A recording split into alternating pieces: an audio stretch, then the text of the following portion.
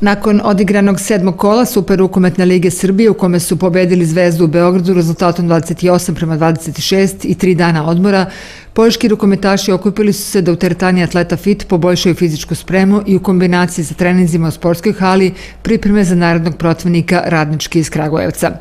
Pobjeda nad Crvenom zvezdom i dodatni motiv ovim sjajnim momcima, predvođenim rukometnim stručnjakom Slavišom Lakovićem, da istraju u svojoj borbi i da i dalje ispisuju nove stranice istorije kada je celokupan poljski sport u pitanju, a posebno rukomet.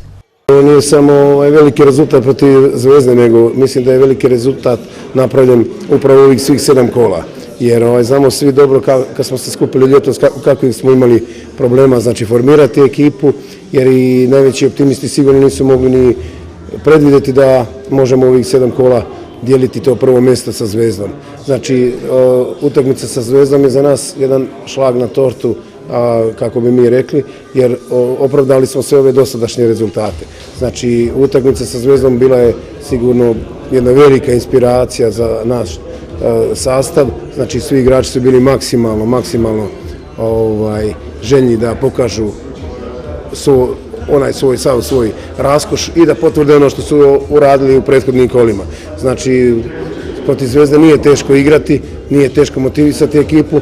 Drugo, mi smo samo trebali da sebi utuvimo glavu, to jeste ja igračima, da oni veruju da mogu da pobjede. Ne da bude to jedna dobra predstava, nego jednostavno i da se to kruniše sa 2 boda. Upravo se to ostvarilo u ovoj utakmici u Beogradu, tako da to za nas samo može da bude jedan veliki posticaj da nastavimo još više da radimo, još bolje da radimo i da u narednim utakmicama sve ovo potvrdimo što smo do sada uradili.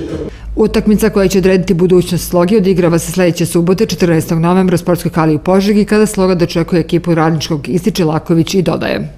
Pauza je zbog EHF nedelje, tako da smo mi iskoristili da prevashodno svi igrači dobili su slobodno 3 dana. Ovu nedelju ćemo iskoristiti, znači da popravimo tu fizičku spremu, a sljedeće nedelje mi se spremamo za Radnički, jer svi ovi rezultati do sada koji su napravljeni sigurno padaju u vodu ako se ne dobije ta utakmica. Znači utakmica sa Radničkim za mene je istorijska, to jeste utakmica godine, jer oni koji znaju koji je sistem takmičenja, pošto postoji play-off i play-out, mi sa utakmicom, ako Bog da dobijemo Radnički, znači samim tim otvaramo sebi vrata play-offa. Samim tim to je jedan veliki uspeh i da možemo sutra konkurisati i igrati za sam vrh, a u suprotnom bilo bi mnogo teško i to bi bila velika borba za opstanak. Tako da kažem, utakmica sa Radničkim je za nas presudna i kažem potvrda svega onoga što smo uradili, međutim mnogo veći je značaj, ona će odrediti našu budućnost gdje, da li u play-off ili u play-out. Atmosfera u ekipi je dalje na zavidnom nivou, funkcionišu kao jedna velika porodica što pokazuju na svakom koraku pa i nakon napornih treninga. I to ovako.